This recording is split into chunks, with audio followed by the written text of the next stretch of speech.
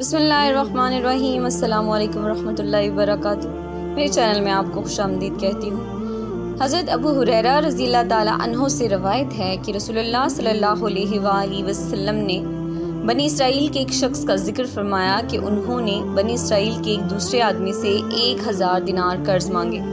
उन्होंने कहा कि पहले ऐसे गवाह ला जिनकी गवाही पर मुझे एतबार हो। कर्ज मांगने वाला बोला कि गवाह तो बस अल्लाह ही काफ़ी है। फिर उन्होंने कहा कि अच्छा कोई जामिन लाओ। कर्ज मांगने वाला बोला कि जामिन भी अल्लाह ही काफ़ी है। उन्होंने कहा कि तूने सच्ची बात कही। चुनाचे उसने एक मुकर्ररा मुद्दत के लिए उसको कर्ज दे दिया।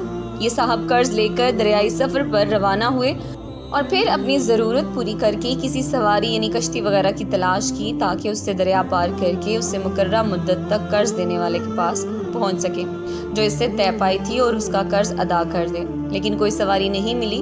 आखिर एक लकड़ी ली और उसमें सुराख किया। फिर 1000 दिनार और इसका मजमून यानी ख़त कि इसकी तरफ से कर्ज देने वाले की तरफ ये दिनार भेजे जा रहे हैं और ये ख्याल करके कि शायद वो लकड़ी ना मिल सकी हो दोबारा 1000 दिनार उनकी खिदमत में पेश कर दी और कहा कि कसम अल्लाह की मैं तो बराबर इसी कोशिश में रहा कि कोई जहाज़ मिले तो तुम्हारे पास तुम्हारा माल लेकर पहुंचूं, लेकिन इस दिन से पहले जबकि मैं यहाँ पहुँचने के लिए सवार हुआ मुझे अपनी कोशिशों में कामयाबी नहीं हुई। फिर उन्होंने पूछा अच्छा ये तो बताओ कि कोई चीज़ कभी तुमने मेरे नाम भेजी थी? मकरूज़ ने जवाब दिया बता तो रहा हूँ आपको कि कोई जहाज़ मुझे इस जहाज़ से पहले नहीं मिला जिससे मैं आज पहुँचा हूँ। इस पर कर्ज ख्वाह ने कहा कि फिर अल्लाह ने भी आपका वो कर्ज अदा कर दिया जिसे आपने लकड़ी में भेजा था। फिर वो कर्जदार खुशी खुशी अपना 1000 दिनार लेकर वापस लौट गया।